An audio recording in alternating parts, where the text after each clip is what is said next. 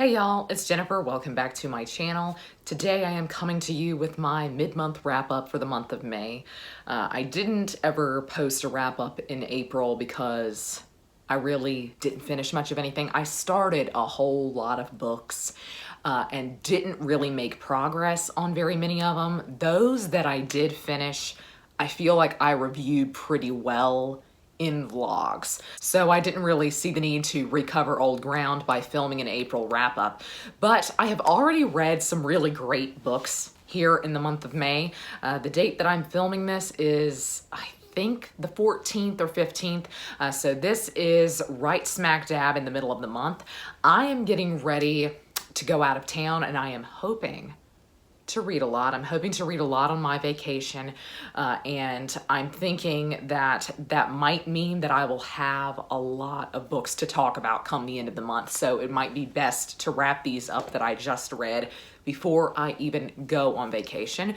So the first thing that I read this month was A Dangerous Inheritance by Alison Weir.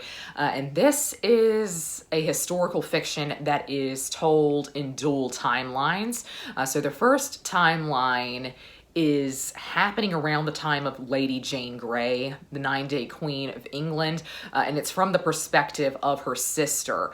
And so it goes on to really chronicle her sister's life, and her sister is eventually imprisoned in the Tower. And so the second storyline also has to do with the Tower of London because it focuses on Richard III's illegitimate daughter, and then more broadly a little bit on the mystery of the princes in the Tower. And so this book had me going for a really long time. It was really enjoyable. I rated it 4 stars. I have to say, I like Alison Weir's historical fiction far more than I like her nonfiction. But the first half of the book is far more engaging than the second half. It's really a whole lot more interesting to read that first section of the book. And I'm not quite sure why that is, because you would actually think that the second half of the book, is really ramping up, and thus that would be more of the page turner section, but that was not the case for me. So really this book focuses on trying to tie these two timelines together by saying that really awful things have always happened in the Tower, and specifically Lady Jane Grey's sister, who is named Catherine, as is Richard III's illegitimate daughter. So they are both named Catherine. They try to tie those together by the Catherine of Lady Jane Grey's day kind of finding the Catherine of Richard III's days, letters. She finds things left behind by her in a house. The Tower seems to be haunted by strange people. Other buildings seem to be haunted by strange men, and I just loved that. I loved that aspect of it. Absolutely adored it. The kind of semi-supernatural spin that some scenes took on, I thought made this so interesting and so fascinating. Now, I know you're wondering, how does she handle Richard III in here? And I truly wasn't mad about it. I'll say that. I wasn't totally mad about it. I knew where she would go with it. The whole time, though, you're hoping that she does something really interesting with the princes in the Tower, and you think that's actually where the book is going, that she's actually going to do something kind of revolutionary with it, which I'll tell you doesn't really happen in my opinion. But her true portrayal of Richard as a character, I have really no issues with. She does a fairly good job because it is seen through the lens of his daughter. You see somebody who really loves him and who doesn't want to believe that he would ever do anything wrong. And so she was forced to kind of lock into that perspective, which I imagine was kind of hard for Alison Weir because she doesn't have a very favorable portrayal of Richard in any of her nonfiction books. And that's potentially why I really enjoyed this, is I did think it was something different for her. I think it got her out of her comfort zone a little bit. But it does also mean that it was much safer because you weren't seeing it from his perspective. Thus, there was a lot of mystery to things. There was a lot of contention because you didn't see any of the decisions made through Richard's eyes. And he didn't even really want to have conversation about them. He didn't want to be questioned on anything. And so there was no real conversation with him where you got his real side of things, in my opinion. There's still a lot of mystery about this to me. And there is definitely, in my opinion, there was a turn for Richard somewhere between being told that Edward IV died and coming down into London. I think something happened that really twisted him on that journey. Something convinced him to do what he did.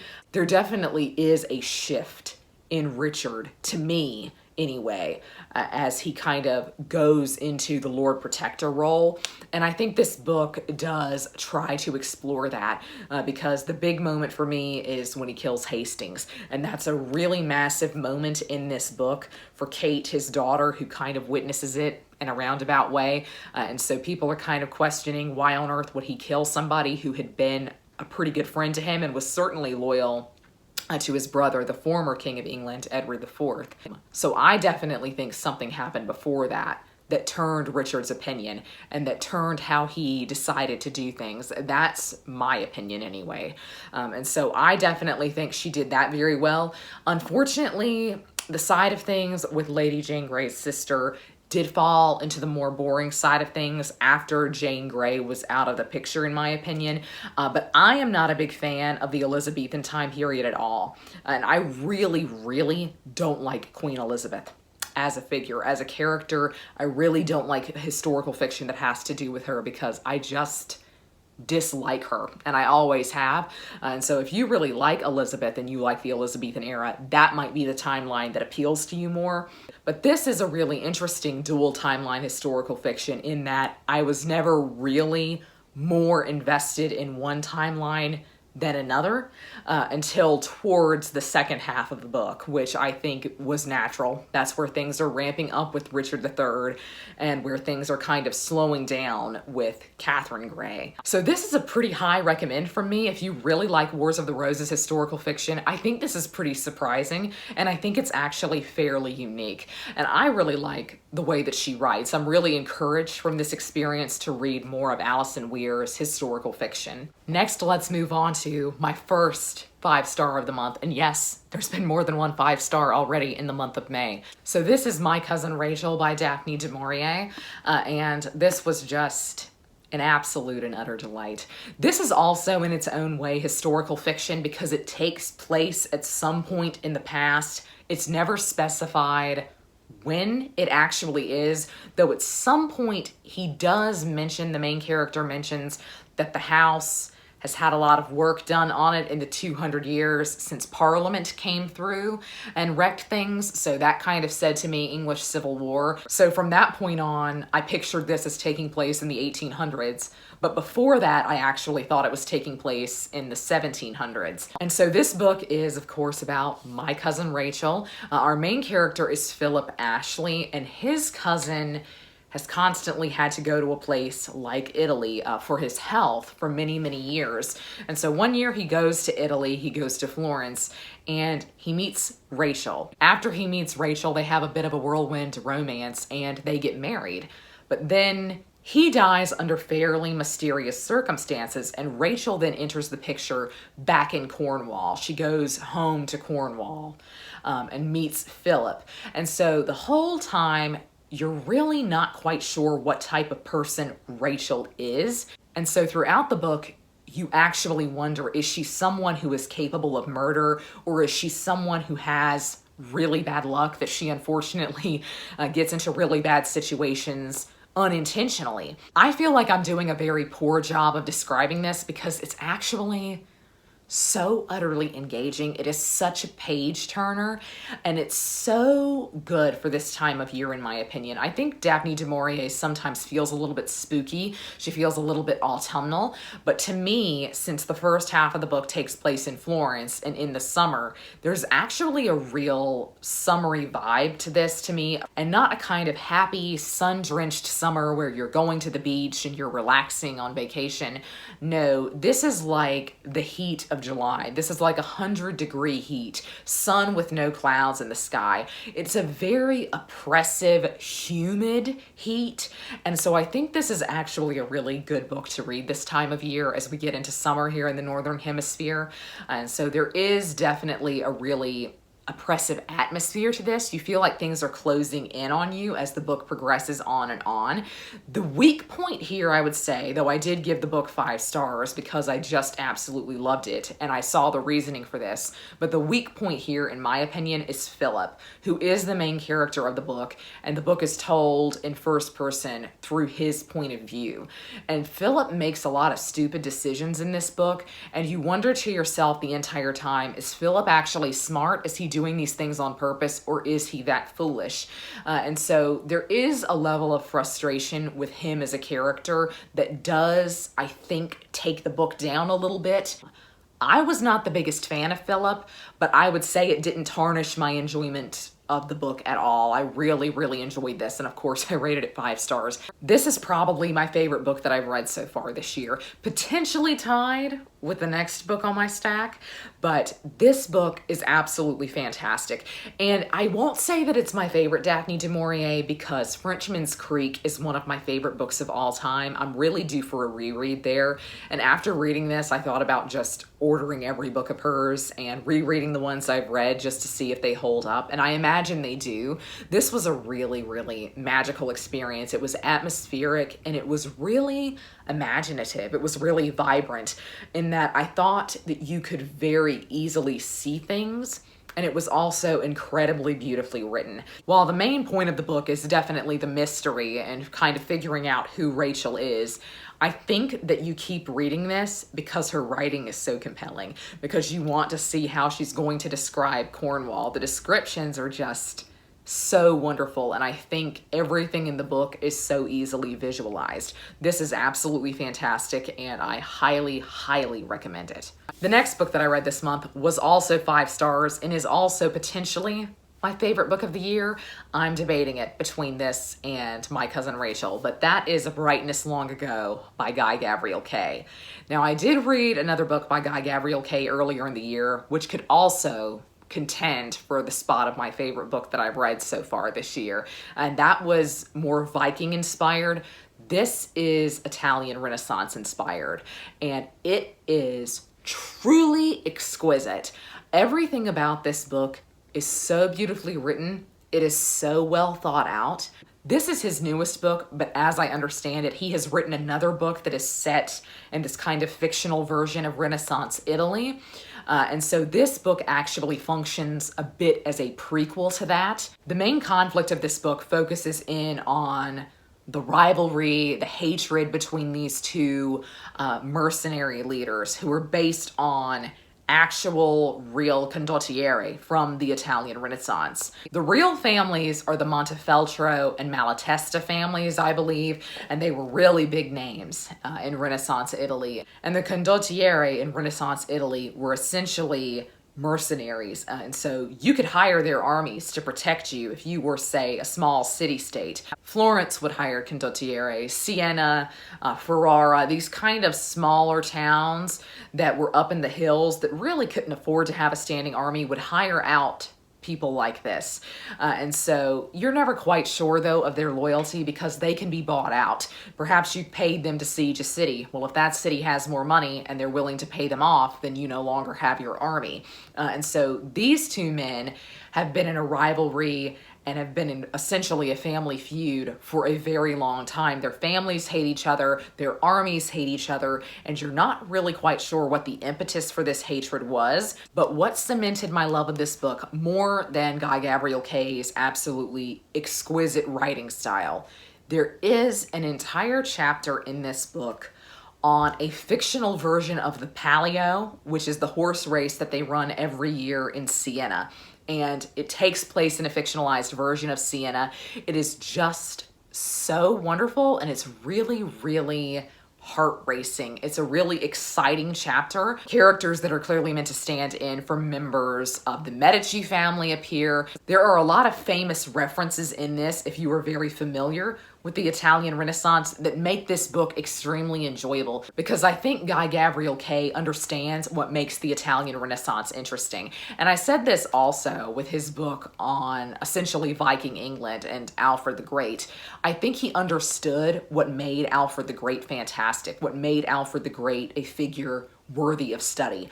I think he also understands what makes the Italian Renaissance tick, what makes the Italian Renaissance fascinating. He completely understands it. The discussion of art in here is just beyond words. Truly, his writing is so absolutely beautiful, and you would think, can he really cover all of this stuff? Can he touch on art? Can he touch on the condottieri? Can he touch on the Palio in Siena? How is he going to get all of this together? Can he touch on things that are happening in Rome?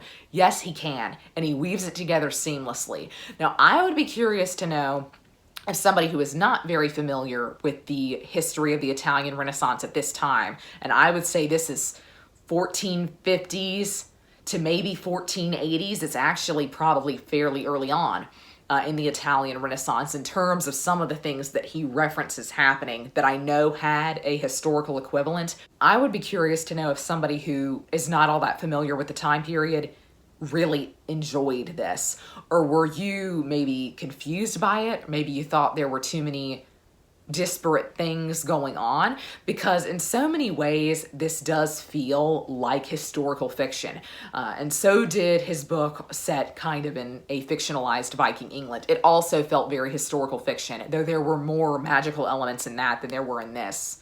There were like no magical elements in this at all. This was just really a second world fantasy, but it's just a really fabulous book. I think it personally works well for me, and so I do hesitate to recommend it because I wonder if it's just something that ticked a lot of boxes for me personally. But I think if you really like the Italian Renaissance, wow, just pick this up. It's so, so fabulous. Well, your successful streak does have to end at a certain point, and it definitely did for me with this next book, and that was The Secrets We Kept by Lara Prescott. And I don't have the dust jacket on this because the naked hardcover is so beautiful. Look at it. I mean, it's just really stunning. I'm never getting rid of it. Even though I didn't like this book, I'm never getting rid of it because it's so pretty. But this is a historical fiction that basically surrounds the publication of Dr. Zhivago by Boris Pasternak. And so it's actually told through a couple of different characters, all in first person, which I really did not like. So you're following the woman who eventually inspires Lara in Dr. Zhivago. You follow her story, and then you follow some people here in the States who are kind of working behind the scenes and really wanting the book to get published because they know it will be really incendiary. Because Dr. Zhivago was never going to be allowed to be published in the Soviet Union, because it's a pretty scathing portrayal of the Russian Revolution and the time period after that surrounding Stalin. And so various characters are working to make sure that the book gets published, including Boris Pasternak. And Dr. Zhivago was eventually published in Italy by Feltrinelli, which I could not believe. I have been in many a Feltrinelli bookstore, but I was completely unaware that they're actually a publisher, and they are responsible for making sure that Dr. Zhivago got out. And so this is actually a really important story about how literature can really influence historical events, because Dr. Zhivago was an incredibly incendiary read for people in the Soviet Union and for people outside of it. And it's one of the books that people will say fought the Cold War. A lot of literature was incredibly important to how the Cold War progressed, and Dr. Zhivago is one of those books. And so this is a really important story historically to me, but I don't think that it was told in the best way. We had at least 3 different perspectives, all of which were in first person, which made it a little bit confusing because none of the voices were particularly distinct. The only one that I really knew was when we were with Boris Pasternak's mistress, who inspired Lara in Dr. Zhivago. And I've never read Dr. Zhivago, and so unfortunately, this book spoiled Dr. Zhivago for me. I thought I could read this and then read Dr. Zhivago and maybe do a whole video around this. But I wasn't even halfway through this book when they spoiled everything that happened in Dr. Zhivago, and now my desire to read it has kind of lessened because I know what's going to come. But something that makes this book not work is something that is absolutely not this book's fault. I think it has been mismarketed. When this came out a couple of years ago, it was marketed as a spy thriller, and I think it was marketed alongside things like Tom Clancy or John le Carré. This book is not that at all. It is just really historical fiction. There are elements to it that are quite spy-like, but I would not say that this at all bears any kind of resemblance to something done by John le Carré or Lynn Dayton. So this was a case of mismarketing, in my opinion. I rated this 2 stars because I was also just quite bored by it, on top of the fact that I really didn't like her choice in terms of POV, and because I really expected more to happen in the book than it did, based on the fact that it was talked about as a spy thriller. And so I think if you go into this not expecting that, you will probably enjoy it a whole lot more than I did. So right now, I am reading a biography of Rasputin by Douglas Smith, I want to say. I got this on a Kindle Daily deal years ago, and I've been saving it for a special occasion. I really like Rasputin, and it really shocks me that I've not talked more about Rasputin and the Romanovs on my channel, because this is one of my pet time periods, actually, but I feel like people know so much more about this than me. I feel very uncomfortable talking about it because this is a period of special study for a lot of historians, but it's one of my pet interests. I really, really love the last Romanovs. I do enjoy the Russian Revolution, but mostly when I'm talking about that, I'm talking about the time period of the last Romanovs and Rasputin. Now, I think Rasputin is probably the most interesting figure in the court of the last Romanovs. He's far more interesting than they are in most cases. Something that I appreciate about this biography is that Douglas Smith admitted in the introduction that he couldn't write this biography without talking about the stories and the myths and legends that have cropped up about Rasputin in the decades since his death, actually in the century since his death. But there were a lot of rumors about Rasputin while he was living that really colored people's view of him, so he wants to write some of those, and I think he cuts Rasputin a lot of slack that I would not cut him. I'm really fascinated by Rasputin, and I constantly connect Rasputin to another historical character that I'm also really fascinated by, who is Savonarola, who came to power in the 1490s in Florence, and who was also a bit of a mad monk. Now, Savonarola strikes me as a man of real faith, as somebody who just took things too far but actually believed in what he was doing. Rasputin strikes me as a charlatan. And so a lot of this biography is him trying to say he's not really a charlatan. He never says he can do this stuff. People just believe he can do it. But he actually does say that he can do this stuff. And he's very happy when people believe, oh, he can read minds, he can heal my child. He very much plays into that, and he wants people to believe it. He wants all of these women to follow him around. And he's definitely a liar. He completely manipulates women into being with him. But if we keep this Savonarola-Rasputin comparison going, Savonarola is fairly well documented, I would say. We know when he lived, we know what he did, we know what everybody in the town did when he said to do certain things, that they listened to him, that he eventually fell. We know all of that. Rasputin lives far closer to the modern day, and so Rasputin's time period is actually incredibly well documented. Most everybody in Russian court at the time kept a diary, and it has survived. But Rasputin himself has spent a lot of time building himself up as this mythical, larger-than-life character.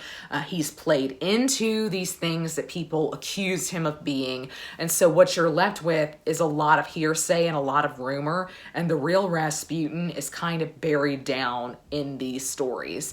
And so I do think this is a really fascinating biography, but I think he cuts Rasputin so much slack. But it is incredibly well written.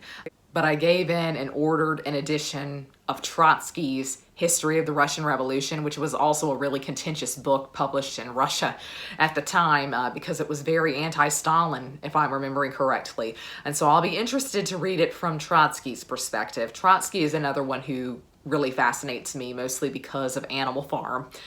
The Trotsky pig in Animal Farm was my favorite character. I don't know what that says about me. Probably nothing good. But Animal Farm is really, really fascinating. And now I kind of want to reread it because I'm a little bit in this headspace thanks to reading this Rasputin book. I would love to know your opinion on Rasputin down below. Do you feel like there was anything real to him, or do you feel like a lot of what he constructed was this kind of persona? I tend to think that there is an element of showmanship to him that other so-called mad monks didn't have. I don't even consider Rasputin a monk. I don't even consider Rasputin a holy man. So it's just a really interesting thing to see how people's perspective on him has changed over the years.